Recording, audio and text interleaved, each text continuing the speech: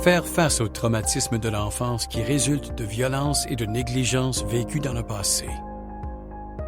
Bien que nous présentions toujours des renseignements dans l'intention d'aider, nous vous encourageons à poursuivre la lecture seulement si vous reconnaissez les effets que le contenu pourrait avoir sur vous. Si vous avez personnellement subi un traumatisme pendant votre enfance, nous vous encourageons à faire des pauses pendant la lecture, surtout si vous vous ressentez un malaise ou si vous réagissez fortement à ce que nous communiquons. Que sont les traumatismes de l'enfance? Les traumatismes de l'enfance sont des expériences stressantes comme la violence, la négligence et la vie au sein d'une famille dysfonctionnelle qui se produisent avant l'âge de 18 ans. Les expériences traumatisantes comportent généralement des situations dans lesquelles les enfants se sentent en danger sur le plan physique, sur le plan émotionnel ou sur les deux plans. Les traumatismes sont très personnels, car les expériences vécues n'affectent pas tout le monde ou pas de la même manière.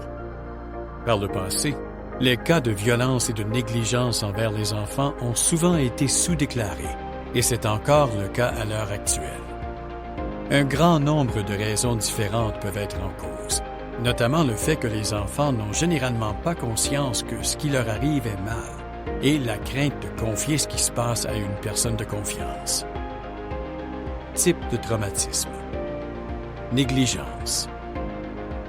La négligence peut être l'omission d'agir ou de remarquer les besoins émotionnels d'un enfant, ce qui entraîne des crises émotionnelles et psychologiques chroniques pouvant nuire au développement du cerveau. Violence. La violence peut être considérée comme une action ou une décision intentionnelle et consciente de la part d'une personne qui s'occupe d'un enfant de le priver de soins ou de lui faire du mal. Dans de nombreuses circonstances, elle est physique ou sexuelle. Il est important de prendre conscience que tous les traumatismes ne sont pas attribuables à de mauvais traitements ou à de la violence. Au cours de leur vie, les enfants peuvent être confrontés à des expériences effrayantes. Par exemple, être séparés accidentellement de la personne qui s'occupe d'eux dans un magasin, ou sursauter et ressentir un malaise en raison de bruits forts dans leur environnement. Ces expériences peuvent créer des souvenirs associés à un traumatisme qui ne résulte pas de négligence ou de violence. Reconnaître les signes d'un traumatisme non résolu. Les symptômes d'un traumatisme non résolu se manifestent lorsque nous vivons du stress ou des expériences qui nous rappellent une situation qui s'est produite lorsque nous étions enfants. Les adultes qui ont subi un traumatisme pendant leur enfance ne sont pas toujours en mesure de reconnaître leur propre traumatisme, car ils ont généralement acquis une forte autonomie et sont souvent ceux qui ont élaboré une solution pour surmonter l'expérience de manière indépendante. Expérience négative de l'enfance, ENE.